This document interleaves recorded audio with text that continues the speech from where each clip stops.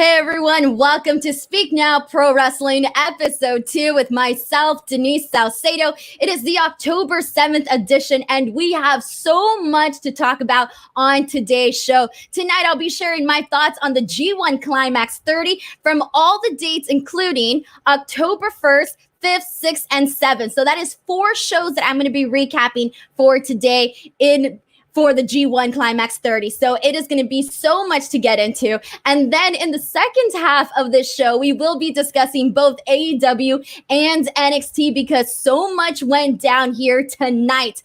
And first of all, before we get started, I do want to give some shout outs to everybody who is coming into the stream. What is up? Okay, let's see who we have in here. Shout out to Henry M, who's sending in some applause. Thank you so much for the applause here.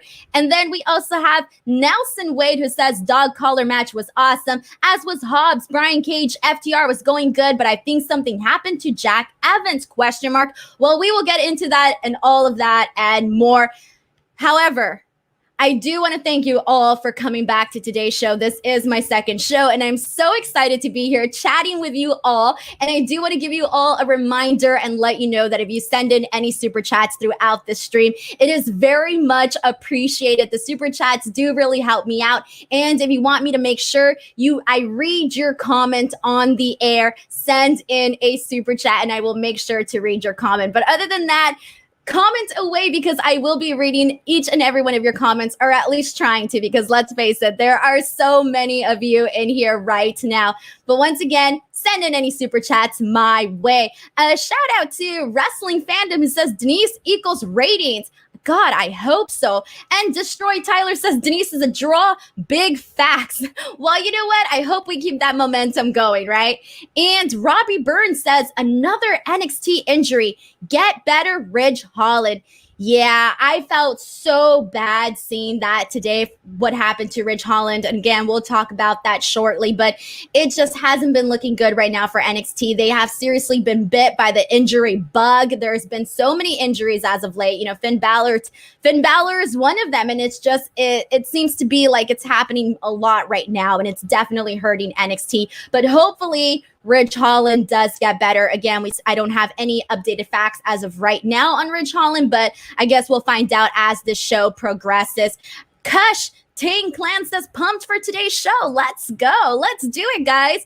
Alrighty, so I'm going to go ahead and start it off with the G1, especially because last week's show, I kind of kept it towards the end and everybody wanted to talk about the G1. So I'm just going to go ahead and talk about some of my favorite matches. Again, we're going to be going over the October 1st, 5th, 6th, and 7th dates for this month. So let's start off with October 1st, 2020, the G1 Climax 30. Again, as I go through these matches, if you've seen them, make sure to leave me a comment and let me know what you guys all thought. So let's start it off with Zack Sabre Jr. versus Hiroki Goto. So this was a very quick match. I didn't expect this match to end so soon since most of the matches have gone so long, but it really made sense given Goto's shoulder injury. So throughout this entire match, Goto had to work with with really only his left arm throughout this match, and Zack Sabre Jr. really went to work on that right shoulder. So it really showed on this match. But you know what? It was very short, but it was a quick, enjoyable few minutes, honestly. On October 1st, we also had Hiroshi Tanahashi versus Yoshihashi. So I wasn't really looking forward to this match. I'm just going to be honest about that. It wasn't one of the matches that I was most looking forward to or that I really wanted to see. But it is always fun to see Tanahashi work, and it was interesting seeing him work with Yoshihashi. Commentary really put over that Yoshihashi was trying new things in this match. We saw him work the right knee of Hiroshi Tanahashi, and overall, I thought this match was a nice effort. Yoshihashi got in a lot of offense in this match, and it had some good moments. So overall, I would say I was pleasantly surprised and enjoyed this match a lot more than I might have expected, considering that maybe it was just a Yoshihashi match. But you know what? They did just fine on this one. We got our first super chat of the evening. Thank you so much to Bobby AJ. Bobby, thank you so much for kicking us off here with the super chats. Bobby says, do you think people take Dave's star ratings too seriously? Dave is a man with years of knows, so he knows what he's doing. But in the end, if you enjoyed a match, then that shouldn't be all that matters. I think people have so many different opinions about so many different things. I personally enjoy the star ratings because I think I see it as fun. Like, if I feel that I thought a match was so fantastic and it should have been 5 stars, but then maybe Dave rated it something else, I think everybody is allowed to have like a different opinion. So it shouldn't necessarily bother people what a match was. If they really liked a match, then it shouldn't matter that it maybe didn't get all the stars that they thought it was worth, because at the end of the day, what matters is whether or not you enjoyed the match. But I do love seeing the star ratings because it is very interesting to sort of see what goes into each star rating. So Bobby AJ, thank you so much for kicking us off with that super chat. And let's continue on with the G1. So we just talked about Zack Sabre Jr., Hiroki Goto, Hiroshi Tanahashi, and Yoshihashi for October 1st. But we still have 2 more matches that I do want to talk about, and that is Evil versus Kenta. For this match, I thought it took a little bit to get started. I'm not a real big fan of Evil, so I'm just going to put this out there right now. If we have any Evil stands in this chat, I apologize. To be honest, this match was really just there for me. In the end, Evil gave Kenta a low blow. Everything is Evil, and Evil won. So this was not one of my favorite matches. Another match that I have to talk about is Sanada versus Naito. This had a nice hype going into this match. They worked a very nice steady pace. Sanada won, and I was actually surprised when he took the victory, but I think he definitely needed this win. And now, because he did pin Naito, we can definitely see some future title shot maybe down the line, maybe in the fall or something. So that's very exciting that now we know Sanada is going to get a title shot there. We have another super chat. What's up from Jobber JTJ? Says, New Japan Pro Wrestling heart, Ishii has been so consistent. Suzuki is the greatest. Wrestling has been fire, especially A Block, and too many Bullet Club interferences. So I am so happy that you mentioned that Suzuki is the greatest. So when I've been watching so much of the G1, as you guys know, as I'm telling you here, all the matches and all of my thoughts, when it comes down to some of the people that I think have been consistently putting on the best matches for the G1, I would definitely say that Suzuki, he is top notch for me. He is the one. I'm going to say Suzuki, Ishii, and Kota Ibushi have been having some of the best matches by far. But I will say that as much as I love each and every single match that Ishii does, I do think that Suzuki is by far showing the best, doing his best work for the G1. And I mean, think about that. Like, think about Suzuki and the fact that, he's, an older guy, but man, it doesn't show in his age whatsoever. I mean, he's going out there and he is having possibly some of the best matches in his career, working with some of, a lot of guys that, let's face it, they move like it's nobody's business. So man, credit to Suzuki. He's been killing it. So there you go.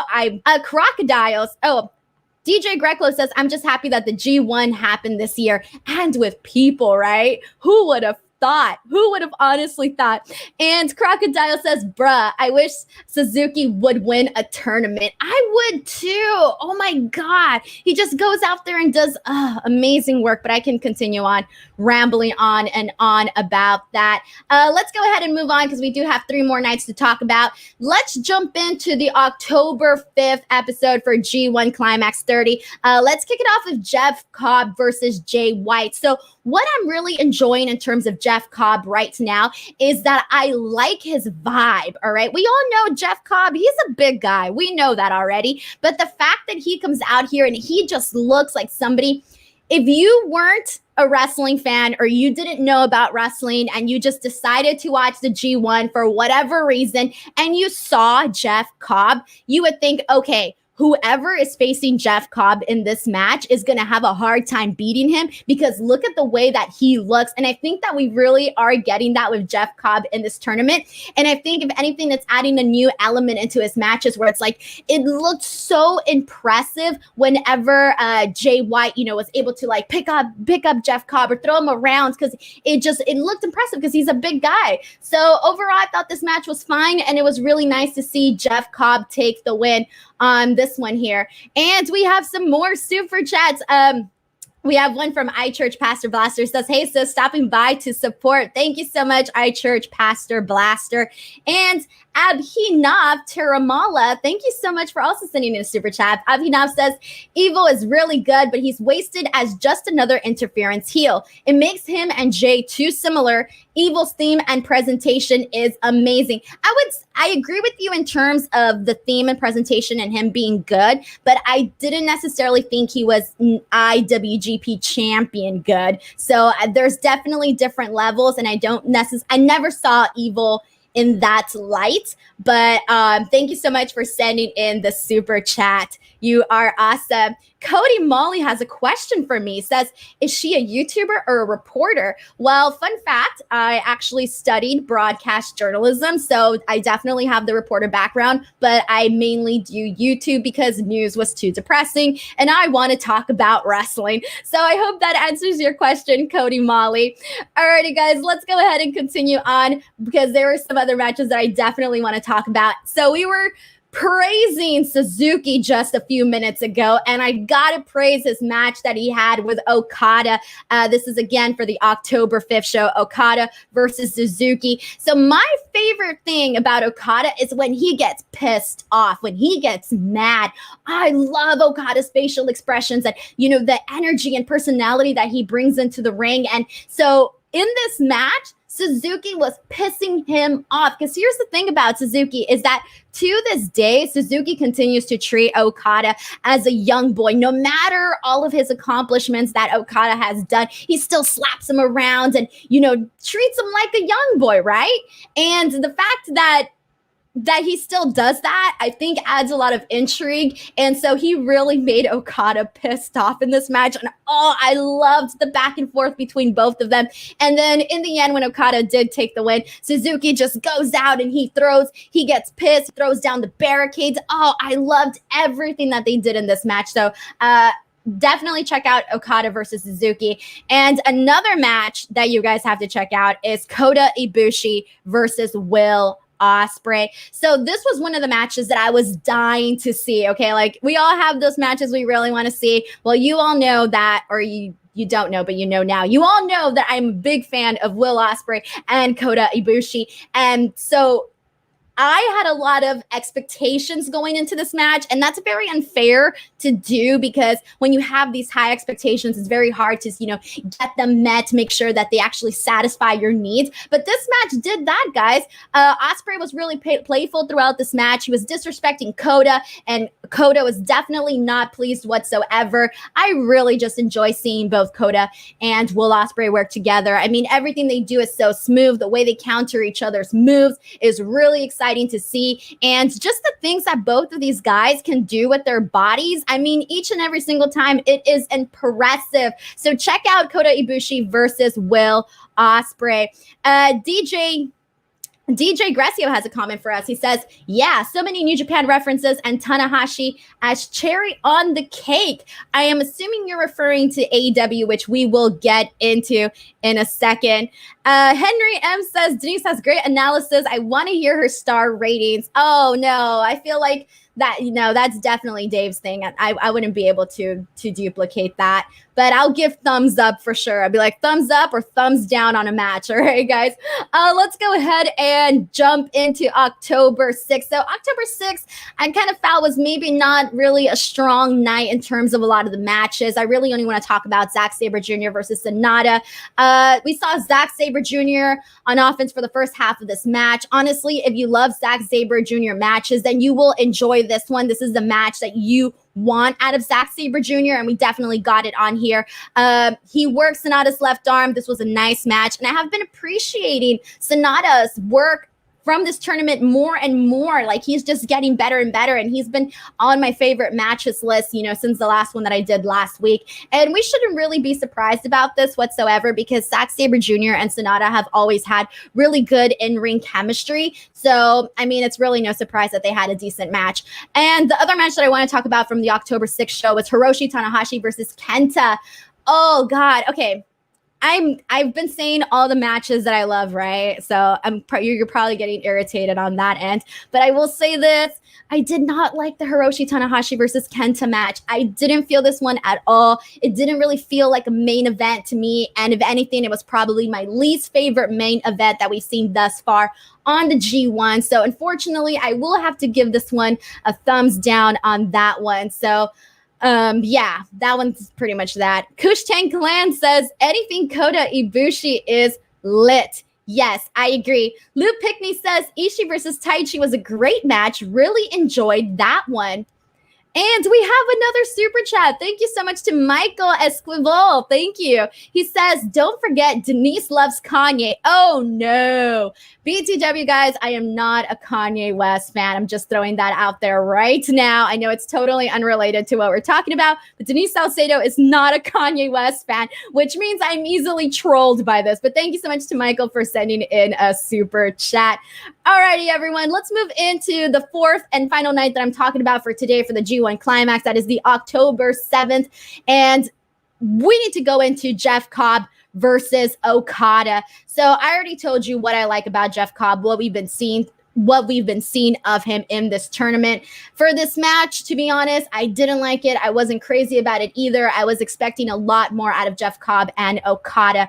And then we also had Will Ospreay versus Suzuki. Okay, finally, here we go, guys. Finally, this is where I need to get excited because out of all the matches that I saw from October 1st through October 7th, because that's what we're covering today, Will Ospreay versus Suzuki was my favorite. Okay, so this match got started off so fast and it immediately captured my attention. These are two of my favorites in New Japan, so it's really no surprise that I enjoyed this match. We just said that Suzuki has been putting on some of his best work and Will Ospreay is so goddamn amazing. So kind of both of them mixed in there was phenomenal. I mean, it's really no surprise that I like this match. It was a fun match, and it was really a reminder as to why I even watch pro wrestling in the first place. I love the spot when Suzuki did La Mística. That was a pretty great spot. So overall, if you are skimming through and trying to see like, oh, which matches should I watch from the G1? Like what's good and what's not? Check out Will Ospreay versus Suzuki. And this is from the October 7th night because it really was a good show. I mean, a good match, excuse me. And then lastly, I do want to talk about Shingo versus Kota Ibushi. I liked the speed of this match. Both of these guys have really good in-ring chemistry and it shows. My favorite part of this match was when, Shingo is elbowing Kota Ibushi just like really aggressively. I thought that came across really great. And I will say that Shingo is also one of those guys that is climbing higher and higher on the top of my list of New Japan guys that I like. So that's always very exciting when, you know, through these tournaments, you decide you like a certain talent more than you probably did previously. So I enjoyed this main event. It felt like a main event. And the cool thing too that I want to add about Shingo is that he's a bruiser, right? Like that's what people see him as. They see him as a bruiser. But I do think that people forget that he was one of the main guys in Dragon Gate. So he can still work that very fast style, which, you know, obviously I'm a fan of, and I think a lot of us are here too. So overall, really good match too with Shingo and Kota Ibushi. But let's see what you guys are saying. Let's see. Wrestling Fandom says Jay White, I consider is the best heel in the world, especially when he outdid Taichi.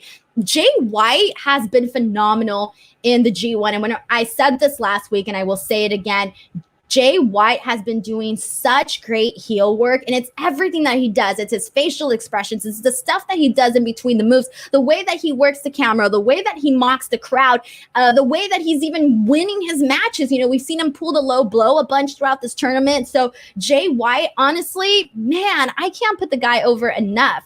Sean Harrington says Okada hasn't had a good match all year outside of out of Wrestle Kingdom, and lately his best showing was with Ibushi. But even that for me was disappointing considering their match at Wrestle Kingdom. And that's the thing too, is that when guys are, you know, having these great matches continuously, they really raise the bar. So in a sense, it's like you have higher expectations for what they do. So I think that's probably what you're seeing here, Sean, where, you know, you have these high expectations for these Okada matches. So I think that's a little bit about what might be, you know, affecting your situation here.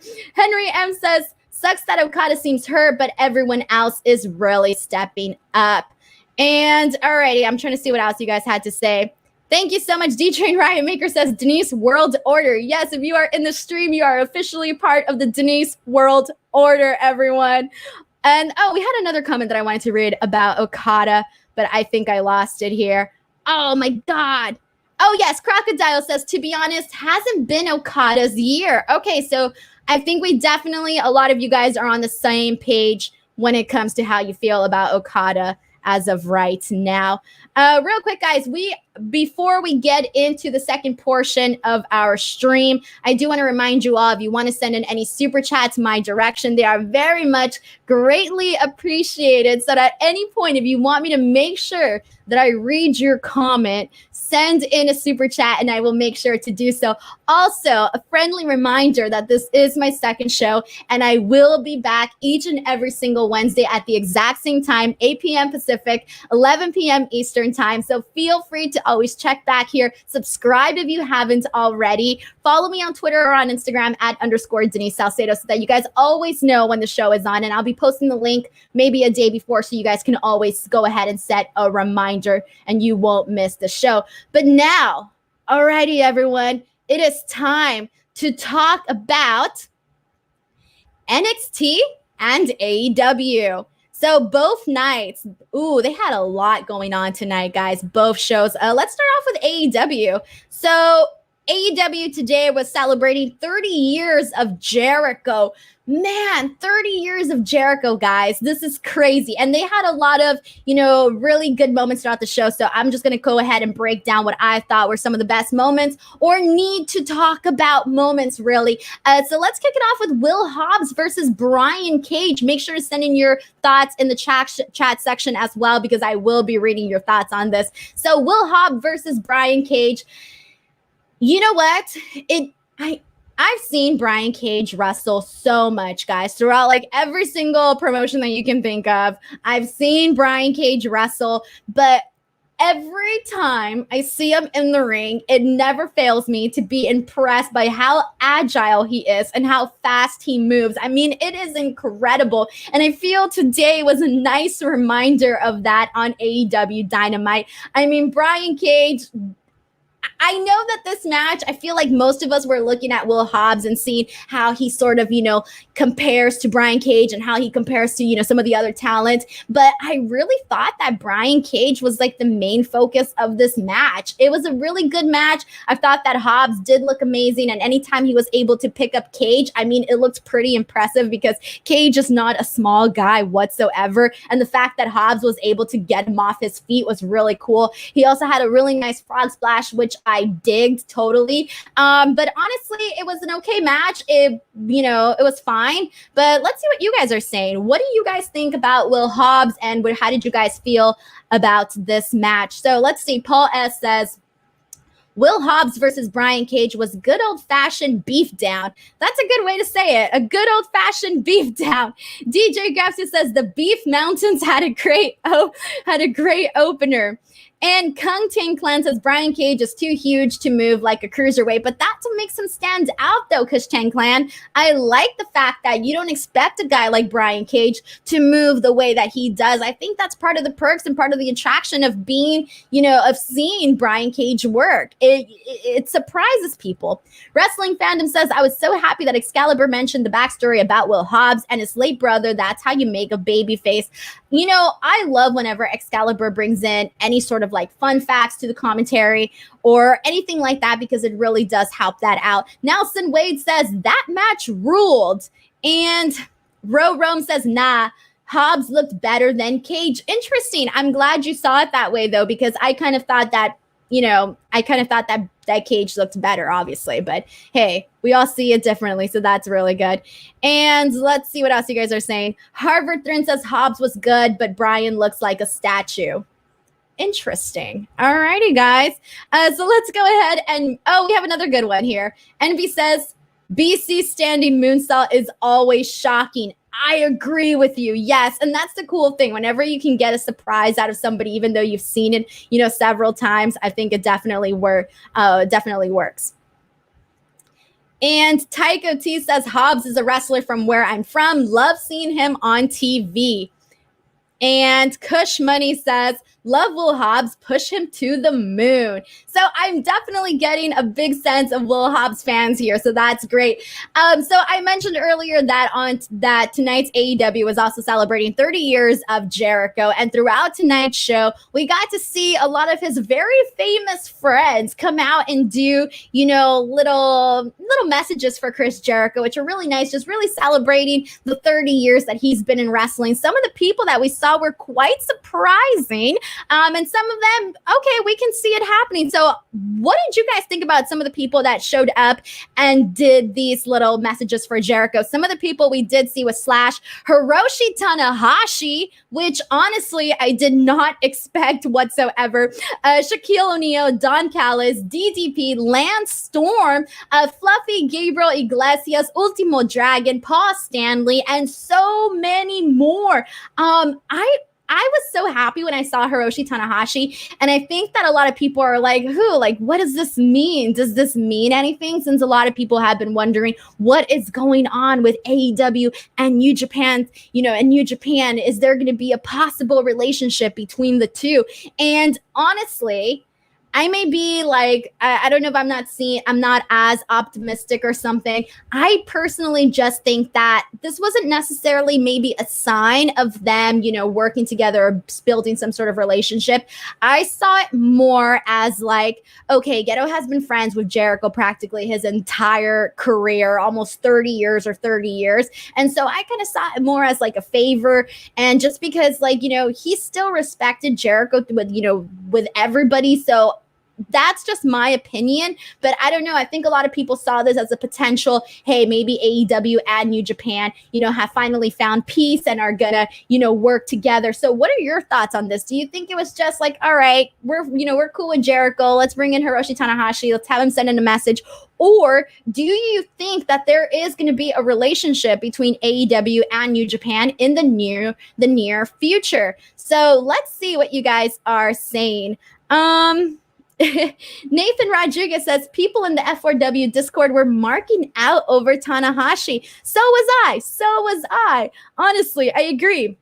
DJ Gracio says nobody expected Tanahashi. Let the speculation begin again. Yeah, honestly, I don't know, guys. And I try to make predictions, and my predictions are always wrong. So I don't even want to say this is what I predict, because then I'm going to be so wrong. All right. Brian Man02 says Tanahashi for the win. And NB is excited about seeing Ultimo Dragon. He says Ultimo Dragon, though. Crocodile says Ultimo Dragon and Tanahashi. Very, very interesting.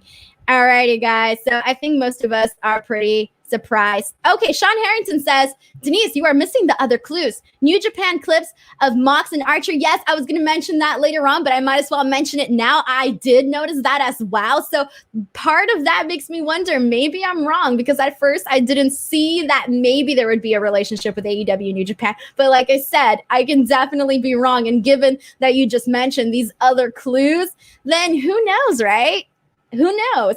Sean Harrington also says they're bringing up their past when they're, he was just talking about the Mox versus Archer thing. Alrighty. Honestly, God, this is great. All right. Let's see what Subin Manenhart says.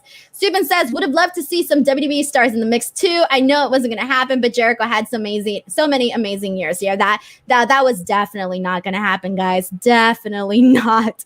And all right, if you guys want to make sure that you get your comment read, because there are so many comments coming in, so I might have missed quite a few, but if you do want to make sure your comment gets read, send in a super chat and I will definitely make sure I get to your comments. But if you are watching the replay of this show, go ahead and add your speculations in the comments section below as well. Do you think we're going to be seeing a potential relationship with AEW and New Japan? And just for fun, if it really is going to happen, or you're hoping that it does happen, what are some of the matchups that you want to see? Or what would you like to see incorporated in this relationship if it were to happen? Now, again, this is just us, wishful thinking here. But let's go ahead and move on, guys. So one of the other things I do want to talk about is FTR versus Jack Evans and Angelico. So I'm just going to say it. Anything with Jack Evans, I love. He is so entertaining. And honestly, there is no reason why we shouldn't be seeing them wrestle each and every single week on AEW Dynamite, because they are phenomenal. But at the same time, we already know that AEW's tag team roster is very, very much, it's very well off, okay? So I can say for a lot of tag teams that we should be seeing them wrestle each and every single week. But honestly, I thought this match with FTR, Jack Evans, and Angelico was a good, fun match. And you know what? I liked it better than last week's match against SCU, because I know last week I did say I didn't like it, but this week I'm definitely feeling it there. And let's see what you guys have to say. So Ben Shabenshi says, Jack Evans was great. Dude, I've seen Jack Evans wrestle live many times in, different indie shows and whatnot. And I swear to God, every single time my jaw is hitting the floor and I'm looking and I'm like, God, Jack Evans is insane, the things that he does. So honestly, I really, really do enjoy them as well. So I'm seeing that a lot of people thought this match was too long. Chad722 says, I thought it was too long. Cyclops is better than Wolverine says the match was too long. Interesting. And then Kush Tang Clan says, Angelico and Evans are good, but Jack's cardio is super ass though. Interesting. Navard Thrin says, I don't see FTR dropping the belts. Yeah, they're definitely working their way up to the Bucks. So we'll eventually be seeing them down the line. DJ Gracio also says 3 to 4 minutes too long, but still good by both teams. Well, you know what? I didn't feel that way. I didn't feel like this match took too long, but that was probably just me because I actually enjoyed it. Henry M says, I like Angelico's entrance a lot. I start vibing. Hey, if anybody can get you vibing, I call that a win, guys. All right, let's go ahead and move on. It is okay.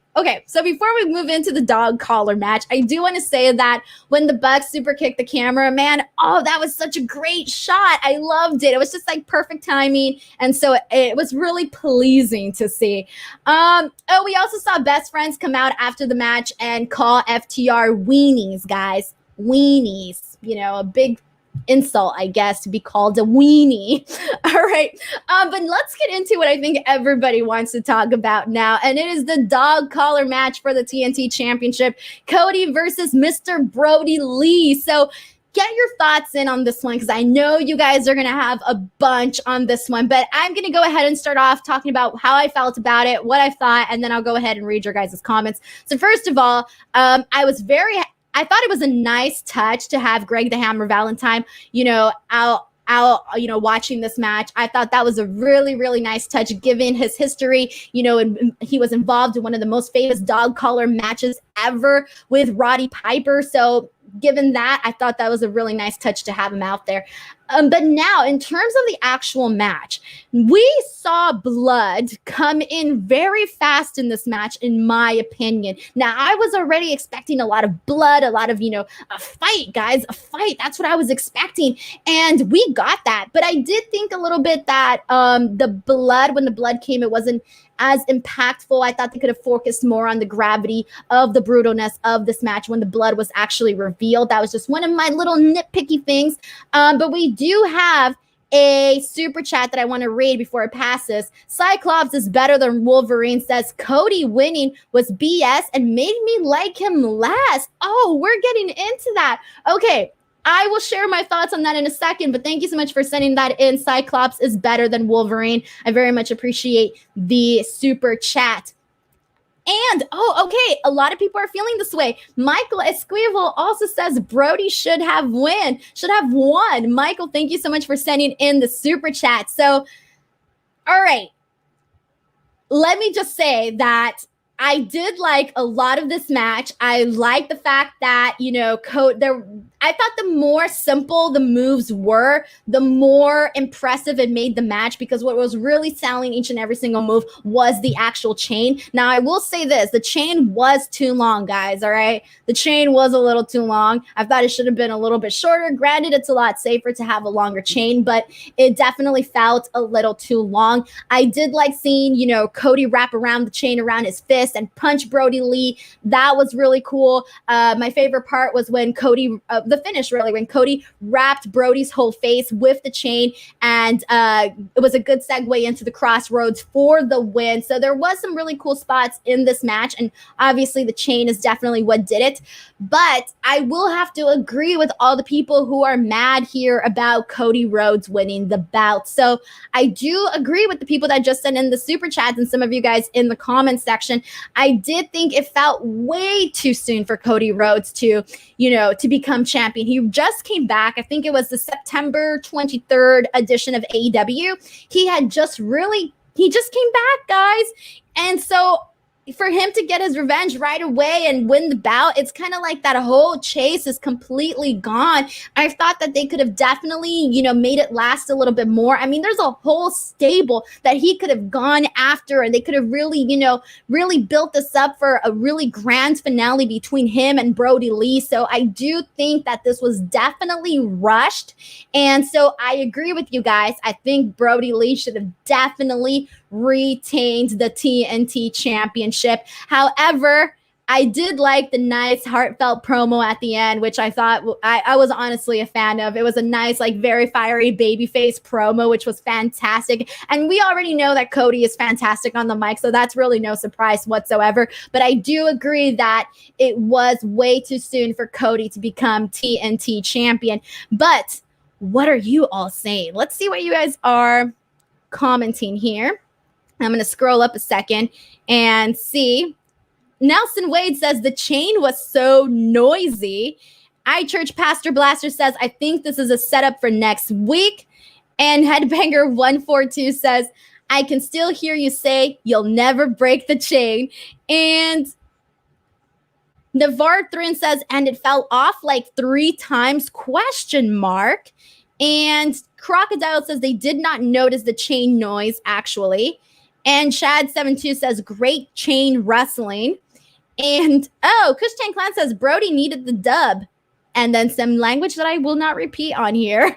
And Suvin also says, I hope Brodie's eyes are okay. That was a definitely bloody, gruesome match. Henry M says, Cody should have won. This is the new aggressive Cody. If he lost, he could have looked weak. He had to beat the shit out of him. You know what? I don't necessarily think that just because Cody is already accomplished. If anything, it would have added to the story if he lost, because he lost the first match in under 3 minutes, and then he comes back and then he doesn't win again. If anything, I thought it would have added to the story. Cody doesn't necessarily need the win right away to, you know, make it justified that he's going after the TNT title. So I do think that he definitely should have not won tonight. And Wrestling Fandom says, I'm just happy that the weekly TNT Championship Open challenges are back. And Dio Brinto says, Cody didn't give himself enough chain to swing in his fist a couple of times, which is funny because of how long the chain was. I love how we all notice like these really like little tiny things. So yeah. And Dean Litterick says, I like the match. I definitely agree with the blood spots. Brodie Lee blading spot made no sense. He lands on his back and gets up with his head bleeding. Yes. I like that you pointed that out, Dean, because there was no emphasis really on how, you know, the blood came out, how it all happened. I thought it should have been, you know, would have worked a little bit better was if when Cody Rhodes wrapped the chain around his fist, if he would have like, you know, gone in for the punches, because when he did that, Brodie was already bleeding. So had he gone in for the punches with the actual chain, and, you know, really put an emphasis on that, then we would have all been like, oh my God, now he's busted open after, you know, these punches to the forehead with the chain and whatnot. So I do agree with you, Dean, in the sense that everybody's making fun of the fact that I said a bad word. I did not say a bad word, guys. It was in the comment. I just read what the people say. So yeah, definitely they could have put a lot bigger of an emphasis on this. But overall, I thought it was a good match. I did think Cody Rhodes should not have won. But let's move on, everybody, because there still is so much more to talk about. Okay, we do have to talk about the fact that Orange Cassidy came out, and to be honest, this really didn't feel like a big deal to me. I do think that Orange Cassidy should be more of an attraction where he doesn't come out or have a match each and every single week. I do think it's part of the, the charm of Cassidy. And also, the same night that Cody Rhodes came back to AEW, made his return, Orange Cassidy had a match against Brodie Lee for the title, guys. Like, literally, he just had a match with God, what was it, like 2 weeks ago, 3 weeks ago? I'm a little bit off on the weeks, but it was the September 23rd show when Cody Rhodes came back as well. And to be honest, I didn't think that match against Brodie Lee was anything special between Brodie Lee and Cassidy. So I'm not really feeling the big deal here between Orange Cassidy and Cody, but maybe you guys can go ahead and maybe shine some light that I'm not seeing in terms of this. The Raging Archer HD says, I don't like the reveal of Cassidy as challenger. Interesting. I kind of agree with that one. And I'm seeing some NXT comments, but we are going to get that in a second. We still have a few more things to talk about in terms of AEW. Sean Harrington says, Dean, that's the fault of AEW showing the repeated replay in different angles that ruined the pile driver spot from making Brodie bleed. Okay, so this was in response to Dean's comments. And Dick Fritzwell says, HS, whoever you are speaking the effing truth. Oh man, you just had so many curse words on that one, guys. You know what's funny? So a lot of you guys are sending in your comments, and I don't really get to read the entire thing until I pull it up on the screen. So you guys kind of surprise me here with the language, but it's okay. We're doing a family-friendly show. I don't know the rules, everyone.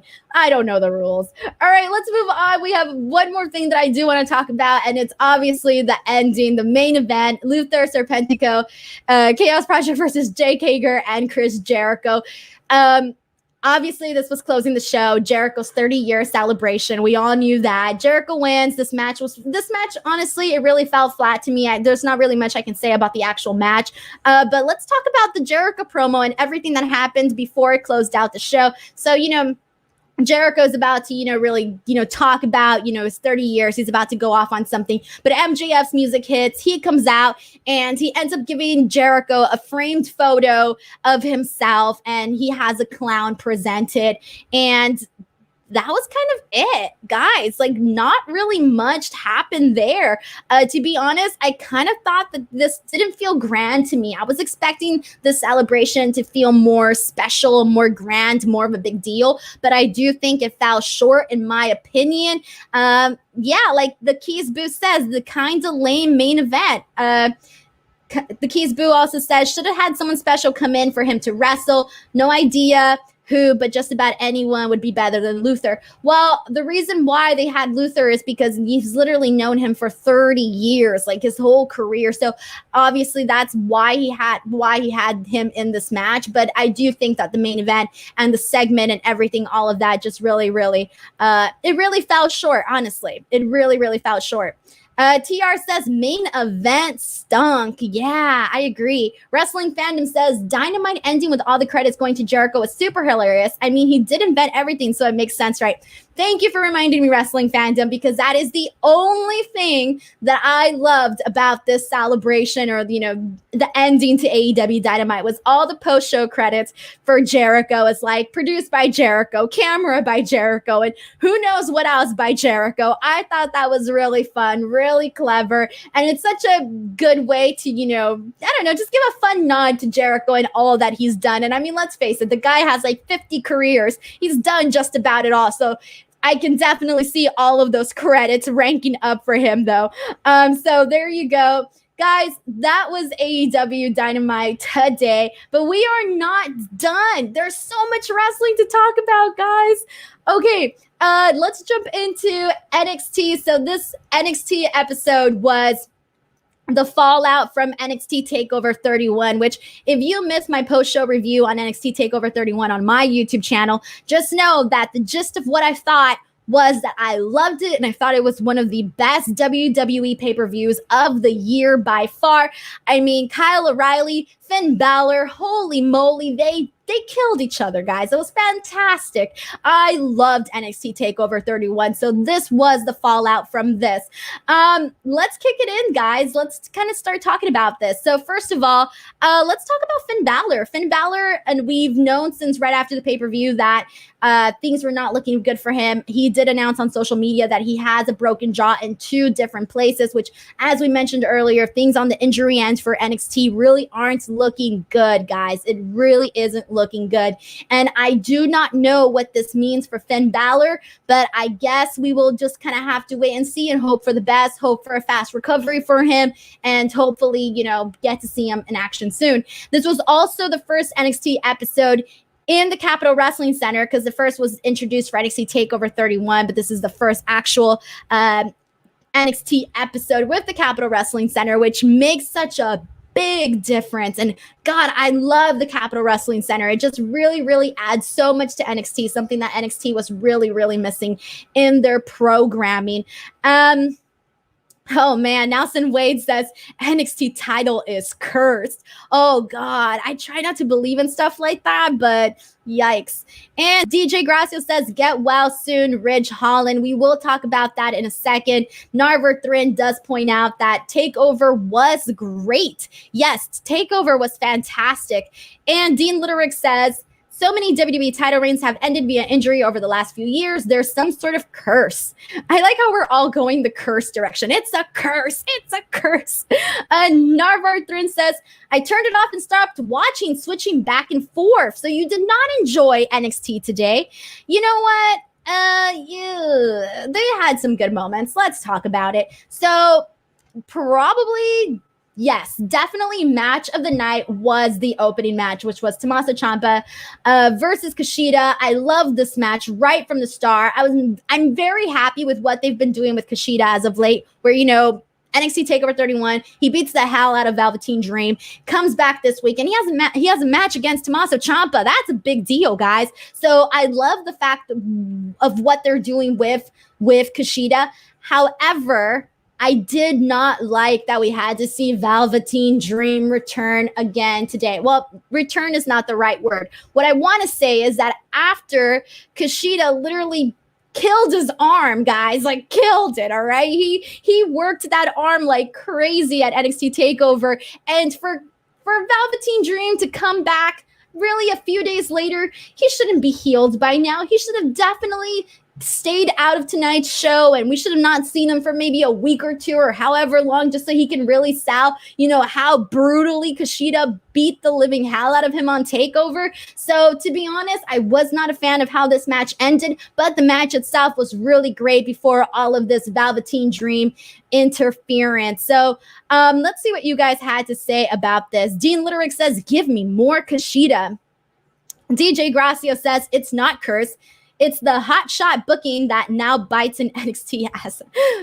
Dick Fitzwell says, can NXT and WWE fire Kevin Dunn? Those shaky camera angles made me stop watching WWE for the past 5 years. Sometimes I don't notice the shaky angles as much, but then there are certain segments where it's all I can focus on is the shaky camera angle. So I don't know, part of me maybe has gotten used to it. I don't know. It's kind of hard because there are some moments where I'm like, God, I can't. There's just too much camera angles, too much, And Sean Harrington says, I'm a huge Kushida fan, and I was nervous for him fighting Ciampa because I was afraid Kushida would just lose clean and all of his momentum would deflate. It would have been really nice for him to get a clean win over Ciampa. But yeah, and we rarely get to see that because, people are always being protected. So it's, not everybody always gets a clean win. So I definitely get what you mean there, Sean Harrington. And D-Train Riotmaker says, Velveteen Nightmares, more like it. Oh, I'm not even going to get into that, guys. Cobra Kai is going to get into that, so I'm going to read Cobra Kai's comment. Cobra Kai says, Velveteen Dream should just be gone. I agree. In the nicest possible way, I agree, Cobra Kai. And Daniel's Reviews and Podcast says Velveteen Dream sells like a cartoon character. No reason to buy into the injury. He oversells. Yes, Velveteen Dream definitely oversells. That was one of the big noticeable things, especially for NXT Takeover 31, that I just could not get past. But you know what? I'm not going to continue bearing Velveteen Dream this entire stream, guys. Let's move on to Ember Moon. Ember Moon, she's back. She made a return along with Toni Storm on Takeover. I was very happy to see Ember Moon back. I'm excited for what she has to do. However, I will say that her promo tonight was very, very rusty, guys. It was not good in the nicest way possible. I wasn't really feeling it. But I mean, she basically said that no one is going to walk all over her anymore and that she wants gold. Yay, good for her. Io Shirai comes out before she can even talk. They have Rhea Ripley come out. Raquel and Dakota Kai attack Rhea Ripley from behind. And then William Regal comes out and they end up making this into a tag team match, which is our main event for the night, which I will talk about once we get there since we are going in chronological order. One of the other things that I did enjoy from this show, which was the brief Toni Storm package that we saw. I liked the feel of this. We all know that, WWE does really well when it comes to packages and, promoting wrestlers and talent and all of that. So they did a good job here with the Toni Storm one. Now let's talk about Austin Theory versus Leon Ruff. So Austin Theory versus Leon Ruff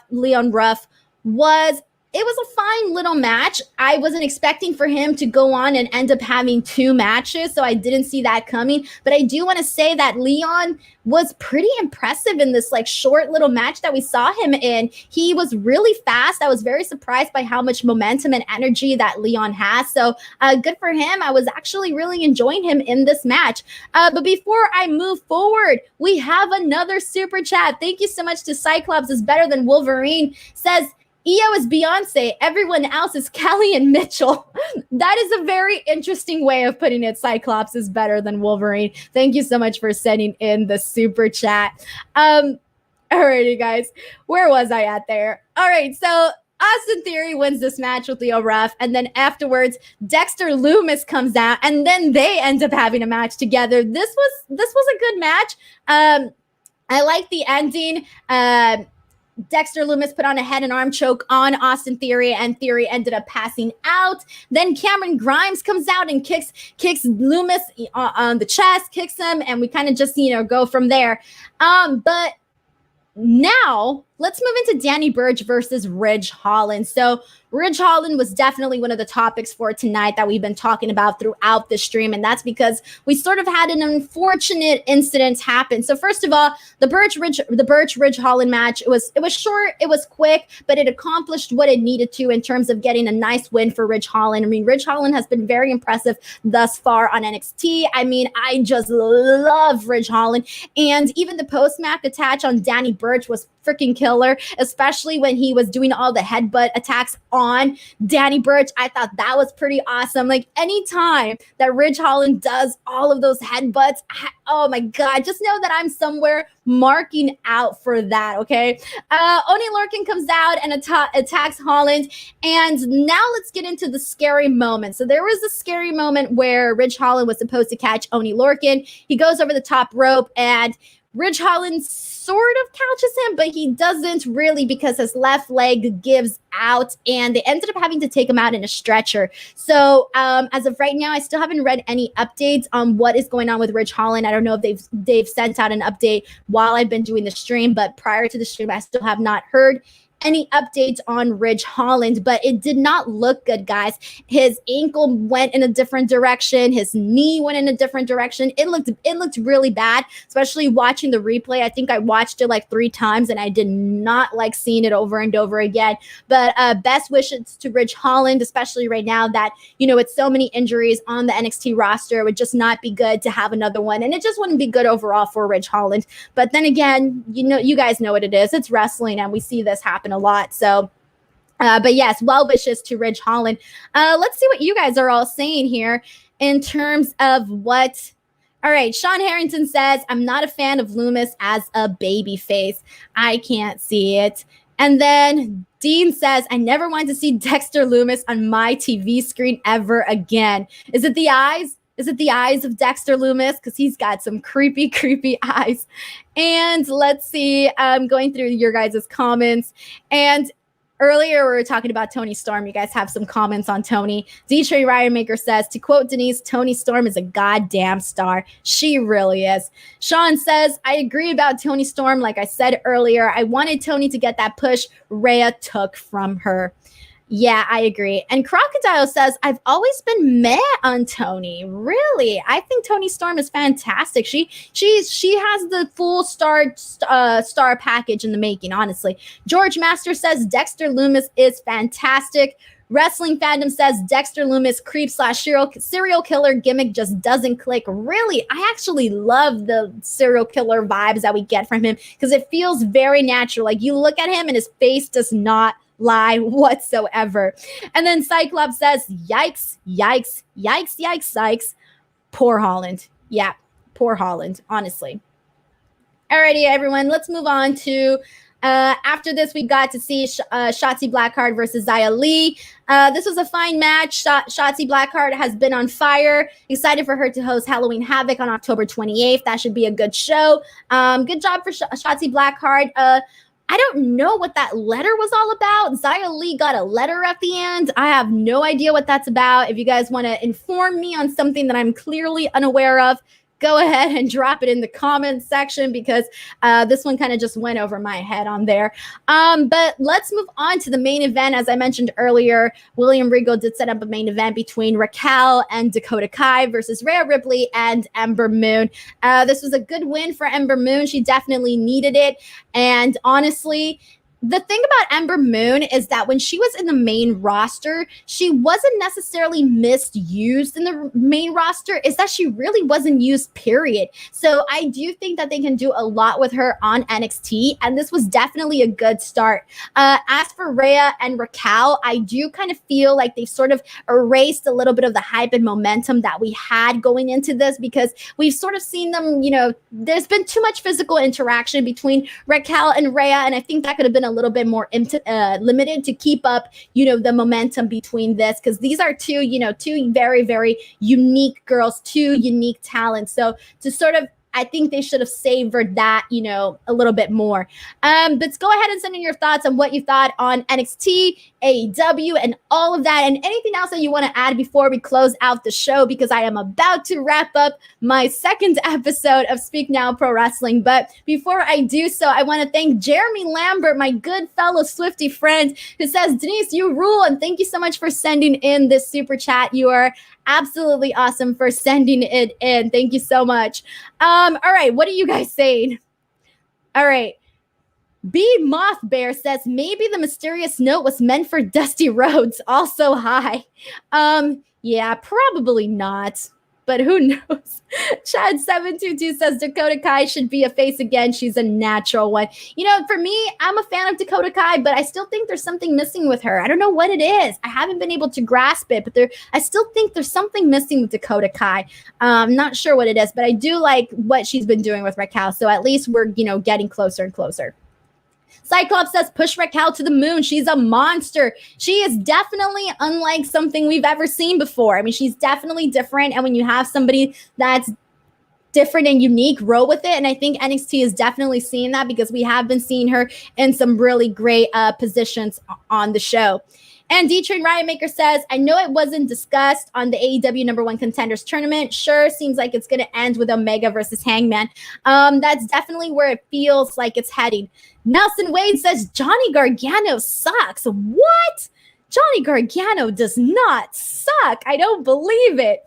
And Dean Litterick says, you may have already spoken about this, but what is your view on the Twitch scenario? It makes it hard for me to want to support WWE, but I still want to support the performers. I think it's definitely unfair that, you know, they are being limited, or not being limited, but that they don't necessarily have the freedoms of, doing their Twitch channel like a normal person would, like a normal independent contractor. So I do think that it sucks, especially as a creator myself. I can't ever say that someone shouldn't be out there creating. And I actually had an interview today with Miro, AEW's Miro, and he's very popular on Twitch. And I mean, based off what he told me in this interview, Twitch is, a really good place for performers, for anybody to go out there and, make a nice living, especially if you already have a following. So it's kind of, I do think it sucks that they can't just freely do it, especially because they are independent contractors. But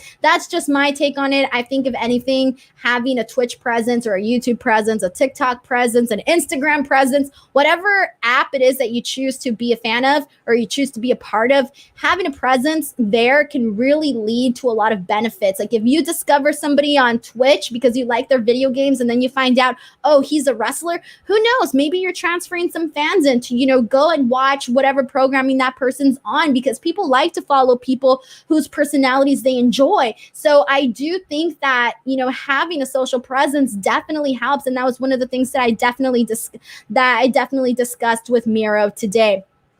But guys, there we go. That was my show for today. I do want to thank you all so much for coming into the stream and for checking out the channel.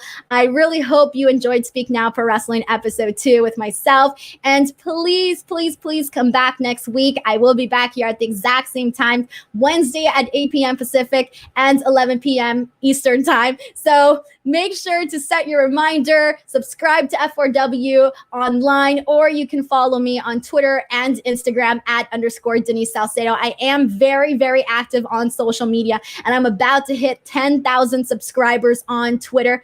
Not subscribers, excuse me, followers. I'm about to hit 10,000 followers on Twitter. So please make sure you follow me at _Denise Salcedo.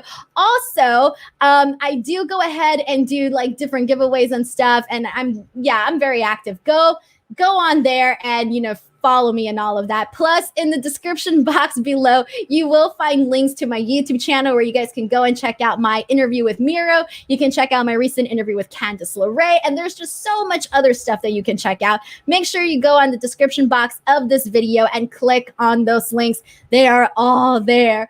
Alrighty, everyone. I think I got everything. I want to thank you guys all so much. Before you go, don't forget to give this video a like and subscribe to the channel. Until next time, I'm Denise Salcedo. Love you all. Bye, everyone.